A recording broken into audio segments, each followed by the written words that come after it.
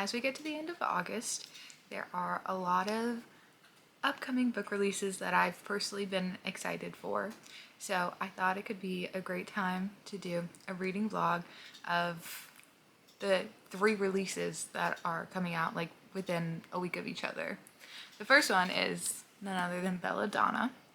I pre-ordered like the special Barnes & Noble edition just because it's a pretty good deal. And it arrived pretty quick. It arrived the day after it released. So it released August 22nd. And it came the next day and I'm about to start it. I read Belladonna and it wasn't like my favorite book in the world, but it was very fun. I liked the setting. It was old-time England. And there was like a bit of a mystery with it and I love that. I love a mystery, especially when you add fantasy elements to it. It's YA. It was easy to read. I wanted the second one. I never know if I should talk about the second book in a series.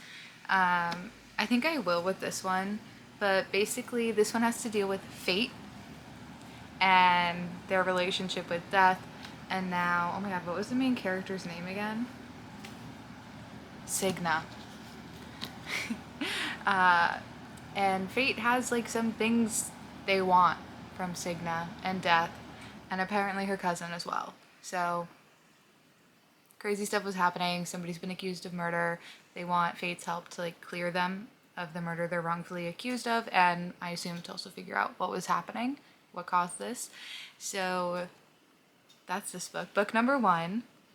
The other 2 books that are coming out in a few days, August 29th, are The Brothers Hawthorne, which is a book in the Inheritance Games like world.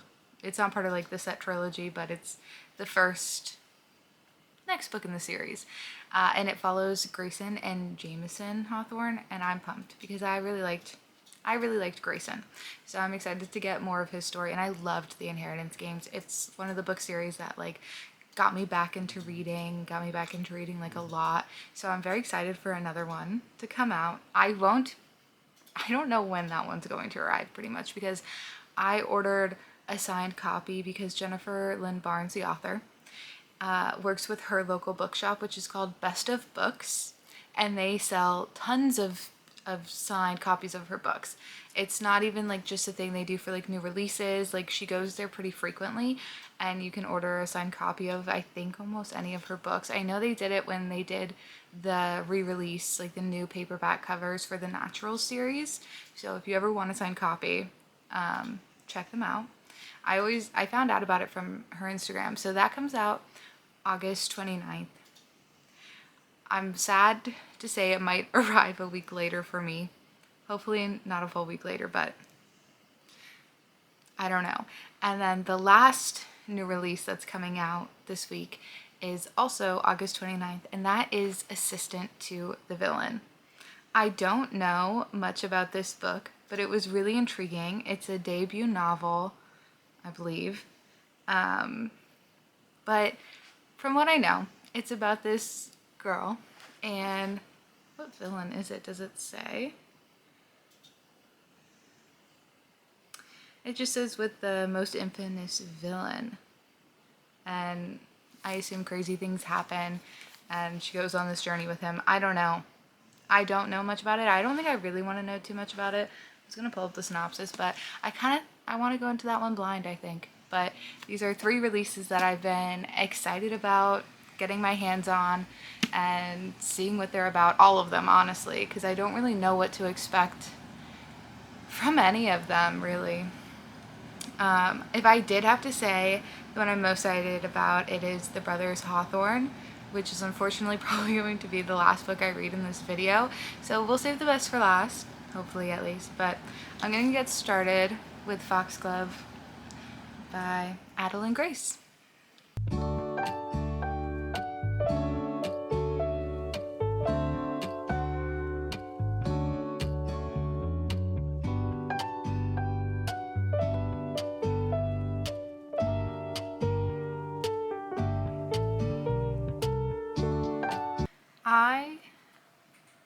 It's taken me a long time to kind of get through this book, which is sad because I was very excited to read it. I was very excited for it to come out.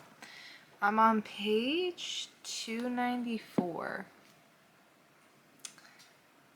And this book is just kind of different from the first one in the sense that, yes, there's like a mystery going on, but there is like another plot that's starting. Things just feel like very separate and like very slow because there's more than one thing going on. So it's taken a while to get like these different things established, and there's like some miscommunication going on right now, and it's just, I'm not loving it. When I have sat down to read, I have been like flying through it, and I just feel like, I can't remember if I said what page I'm on. It's like midnight right now. I'm on page 295. I only have like 100 pages left, but I feel like I've not gained much from these like 300 pages I've read. Like, you learn something kind of crazy in the first like 50 pages, and then again at like page 100. Like, you learn some crazy stuff, and I feel like that's not even really being pursued. There's like the mystery thing that I feel like it's not really being pursued. And then there's like this different plot point that took over about halfway through this book. And I'm just not loving it. I'm not loving it.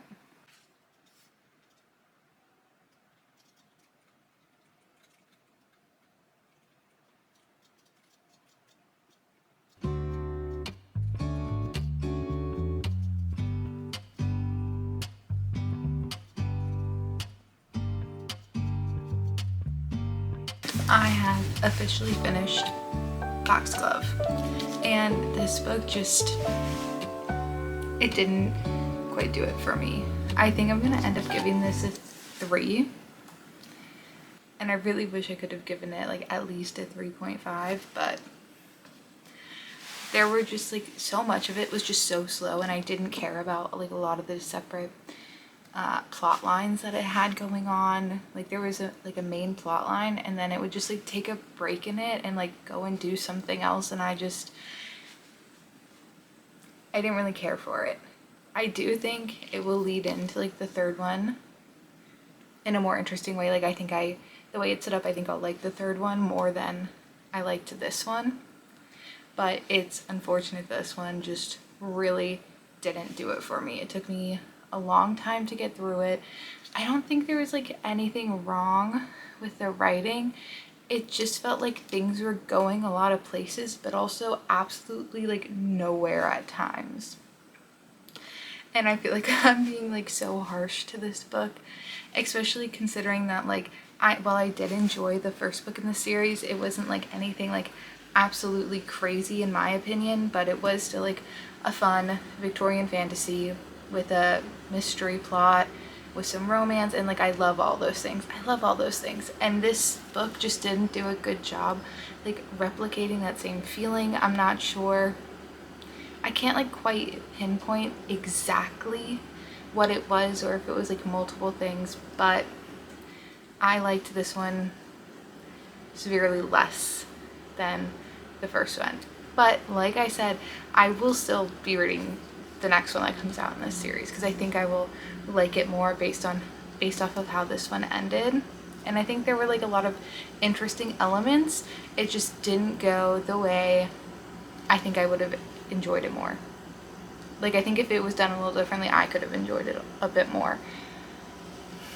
Nonetheless, the first one is done.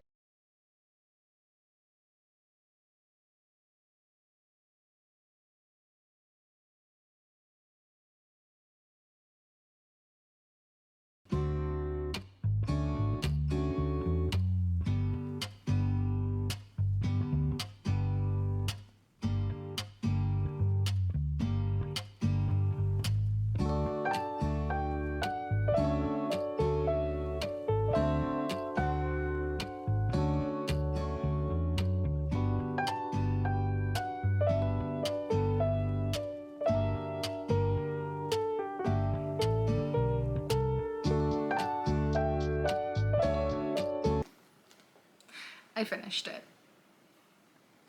I ended up giving this a 4.5.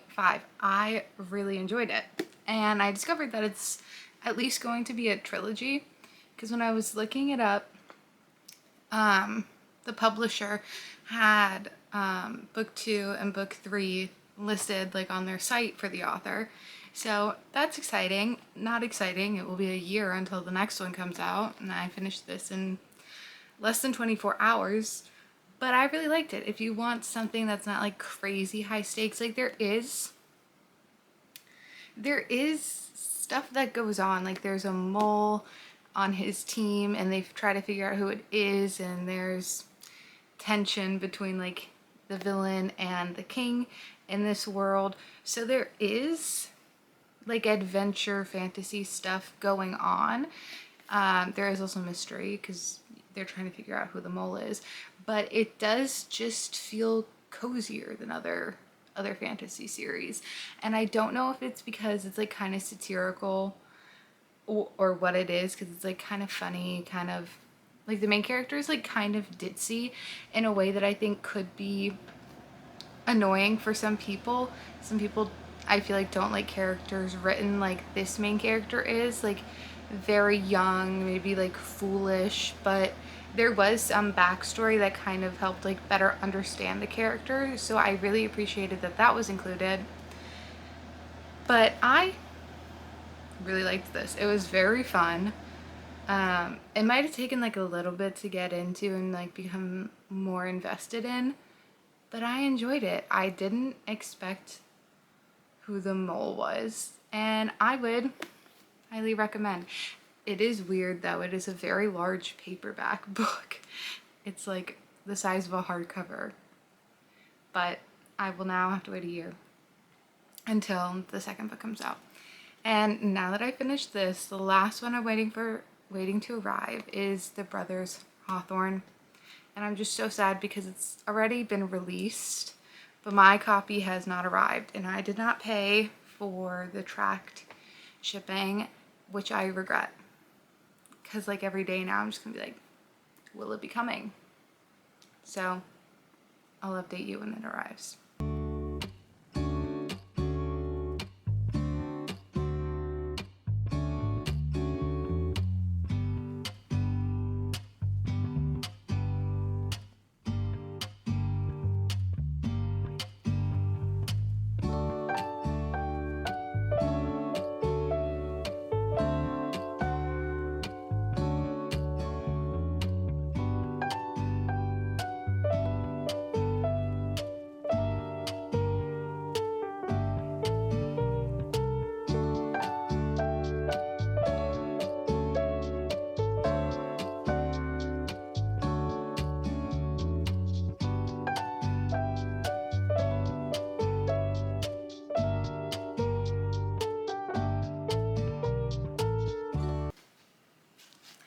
I finished The Brothers Hawthorne.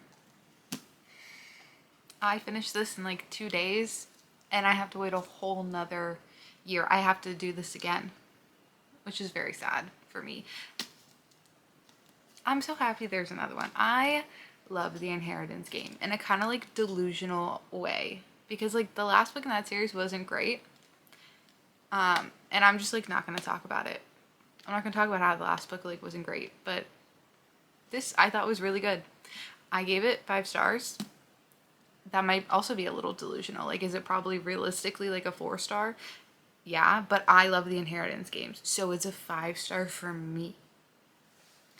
But this book was fun. I love Grayson, and I will say this book felt like a stepping stone for like the next book that will come out, which is The Grandest Game, and I'm thinking that's gonna follow Grayson like even more. I don't think he'll be like the only main character in that book, but I think it's gonna have a lot to do with him based on how this one left off.